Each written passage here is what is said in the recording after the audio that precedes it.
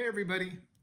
Today in the workshop we are working on the aft hull, the nacelles, the impulse engine area, and the shuttle bay. So my overall plan moving forward, I've got the diffusion gel already set for the aft hull windows.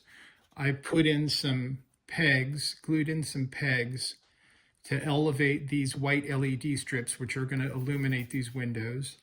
I've got the wires for the power plug and the engine switch and the photon torpedo switch up through the hull. What else? I've got the two exterior strobes that shine on the underside of the hull. They're all in. I have the red navigation light in. So I want to make sure that everything that's inside the aft hull is glued in. I want to make sure everything is labeled. I'm going to triple check all the LEDs to make sure they're working.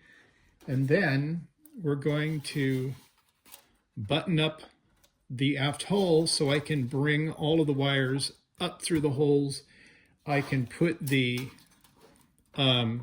circuit board in here, get that on some risers and glued in.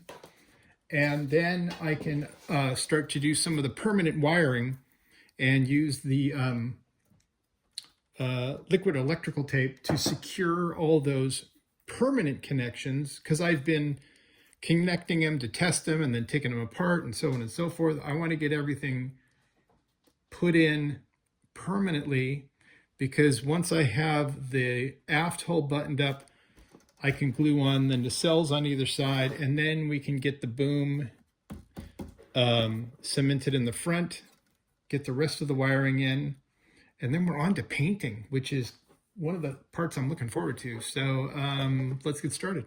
All right, so we've got the two pieces of the aft hull together.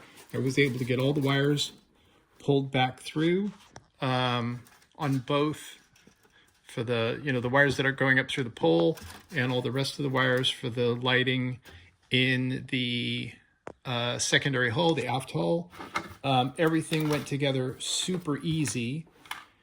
However, with all of the prepping and thinking this through, the one thing I forgot is that the nacelle wires have to feed up and go in through here. Now, luckily, I haven't put any of these back panels on yet. So what I'm gonna do, it'll be a little extra work, but it shouldn't be a big deal. I'm just gonna attach the nacelles, feed the wires through the back here, and then just loop them and loop them and loop them and take them out there. So it should be okay. All right, I got the nacelles on. It was relatively easy to feed the wires up into here. I used my Dremel and had to drill a little access hole here on the side, on either side, so that the wires could come through, but that went pretty smooth. Put a little bead of gel crazy glue across the top here. I'm going to sand that down later so that we don't see that join seam anymore. And I'm going to finish labeling up all the new wires so that I know what's what. And then I think the next step is to button up these back panels, and then we will move forward. It's coming together. All right, so all of the back panels are now on. These long panels here, the panels that go down to the nacelles, which I have to prime because they haven't been primed yet, and the back section with the impulse engines and the rear photon torpedo. All of the, as you can see, all of the wires are now in that back compartment. I have some risers that are glued to the circuit board. One of the things that I'm realizing is once I get all of these wires in this little bay here, I'm definitely going to want to go through and snip these a lot shorter, because I don't want to have too much wire that I have to deal with. So I'm going to be really mindful about making sure that the wires are mostly the right length and not too long. So the next step, I think, is to figure out where to put the circuit board in here. And then I'm going to start, I'm not sure if I'm going to start wiring or if I'm going to put the boom on. I think I'll start wiring so that I can get, like, you know, this whole big gang of wires from the rear photon torpedo. I think I'm going to start wiring these wires already so that I can cut these down and make room once I attach the boom. So we'll be back in a little bit. All right, so I have isolated the different groups of wires. This big bundle here are all the wires that connect to the LEDs in the back part of the ship. I've got the two nacelle wire leads here. This is all of the other lights in the aft hull bundled together. This is the set of wires for the control buttons and for the power plug. So I think the next thing I'm going to do is do the permanent connection for the power plug and the switches. That way I'll be able to test everything else as I go. I can connect it, test it, and then do the permanent connection to it. All right, so I've been thinking a lot about where the circuit board is going to be going and where the speaker is going to be going. And before, I know I said I was going to start doing the permanent connections for the switches and the power plug, but before I started that, I was browsing a few YouTube videos for inspiration regarding the placement issue.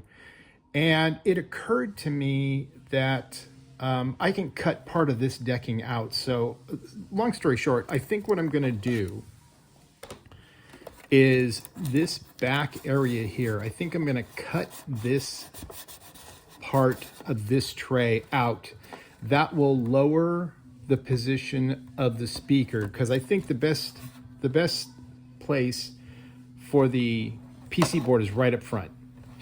That way I can drop the speaker down a few millimeters, and that'll give more room for all of these wires to go over the top of it, and hopefully it won't be so cluttered. So I'm going to go ahead and cut that out and see what that looks like. All right, so got started on drilling out all of that and actually came up with another idea that I think is going to work even better. So what I did is I let me get rid of the circuit board here.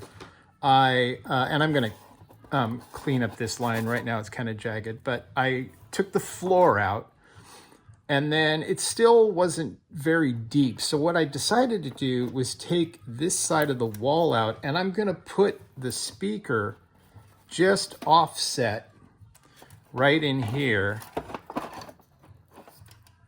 like that. So it's still going to be pretty close to the center for sound purposes. But this whole area will be now open for all of the wires and stuff to get to the circuit board. So I think that's going to be a nice solution.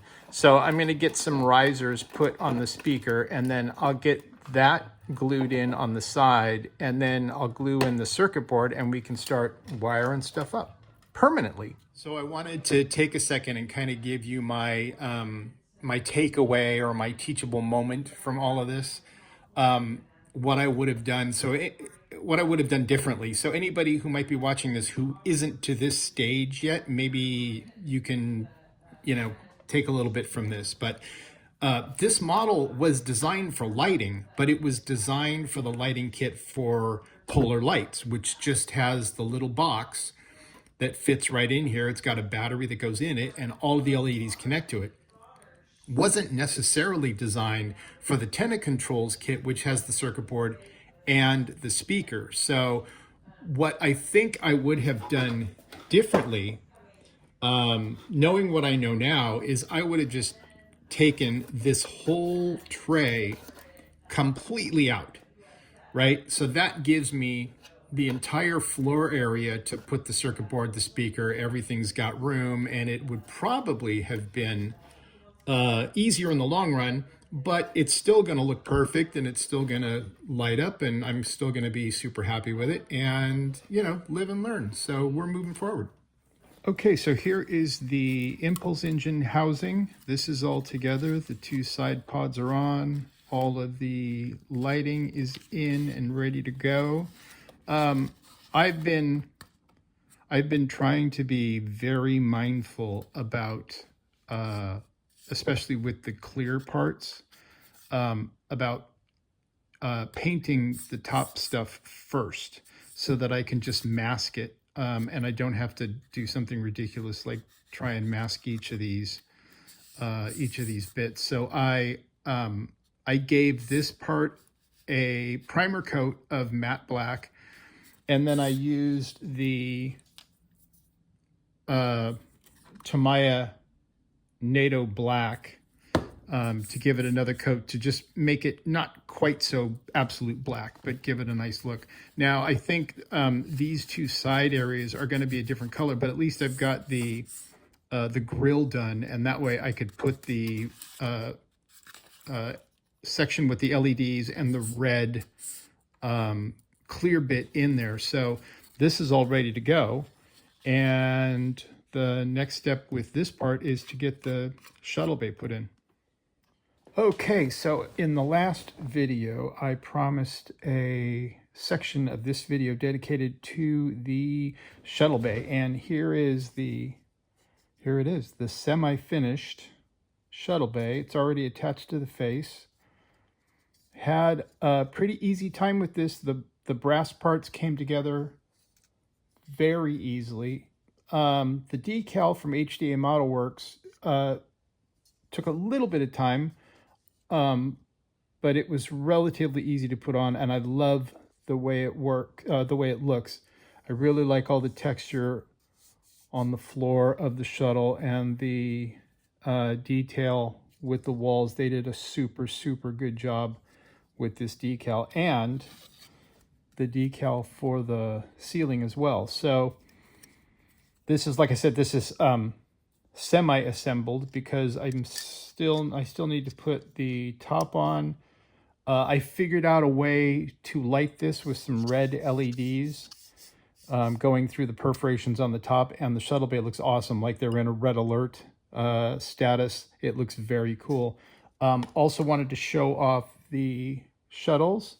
These are the Toron shuttlecraft.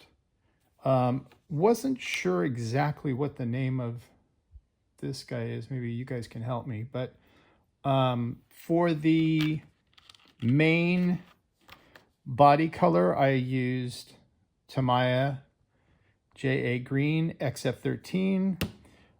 For the windscreens, I used Citadel Lauren Forest.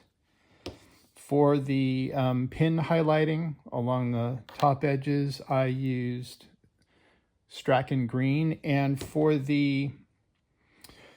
some of the illustrations I saw had energy bars, you know, along the sides and the front, and they were sort of a reddish white. So I wanted to do something that would stand out a little bit more. So I chose Citadel Pink Horror. I think that's going to be a nice effect. And then obviously well, not obviously, but this is what I use for almost everything. A wash with Citadel Nuln Oil. And so I'm going to cut these off. I think I'll probably use the big one for one side and then maybe two of these for the other side. So I'm going to go ahead and get the Dremel out and disconnect these, and then glue them into the shuttle bay, and then button up the top, and then attach the red LED strip, and that guy is ready to go. And here is the finished shuttle bay with the shuttles inside and the lighting, the strip across the top. I really am very pleased with how that lighting strip came out. Not only is it giving a lot of illumination to the whole shuttle bay, but the perforated top allows the individual LEDs to be seen, and it actually looks like recessed lighting. I think that looks very cool. Anyway, that's all plugged in, so we're gonna get back to wiring this stuff up, and then I will put the front boom on and we'll put the impulse thing in, and away we go. All right, so once again, we have arrived at the moment in the episode where I talk to you all about how I've just changed my mind about what I'm going to do. So I was going through and looking at the tenant controls diagrams and, you know, working on the wiring. I got a lot of the permanent wiring done.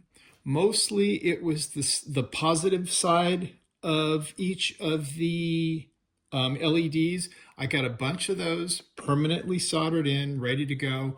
I clipped one of the big things I wanted to do was cut down the amount of wire I had for the photon torpedo cluster. So I cut down the positive leads and I cut down the negative leads and added a single lead. But what I was realizing as I was going through this is there were a ton of almost, I guess, I don't know, 80% or so of all of the negative leads go to one wire on one of the connectors on the circuit board. So that started me thinking about logistics and stuff, which led to me thinking about actually attaching the boom and the impulse control, the impulse engine unit. And that led me to remembering how I had seen quite a few of the other video series, the video build that I have seen. They were all doing it in sub-assemblies and painting everything. So in other words, most of the people would do the boom section, they would do the rear hull, they would do the nacelles separately, and they do the impulse engine housing separately. Paint it all up, get it all done, and then assemble it and wire it up. And the more I thought about that, the more that makes sense, because to get all of these wires hooked up, I really have to hook up the boom section. And if I do that, then that's just making a lot more extra work, because there's a lot of masking and fine detail painting that goes into each section of the ship. And it makes a lot more sense to do it in manageable sub-assemblies. And then once it's all painted, then you attach them, then you finish up all the permanent wiring. Because like I said before, at least in the, on the negative leads, almost everything goes to this one black wire. So it makes a lot more sense to take a step back. I'm going to, I think I've pretty much gotten everything that I can permanently wired in the back. And I've cleaned up a lot of these and cut them down, and then, made one lead. I actually went through, as I was looking at the tenant controls, the pink area. These are the permanent connections. Like for instance, the speaker, that's permanently connected. That's no big deal. There are a couple of them that I have permanently connected, cleaned up, they're ready to go. And then what I did is I went through and figured out how many leads go to this black wire, all the negative leads, because there's a lot of, like all the static white LEDs, all the negatives are gathered up, and then one lead goes ultimately to this wire.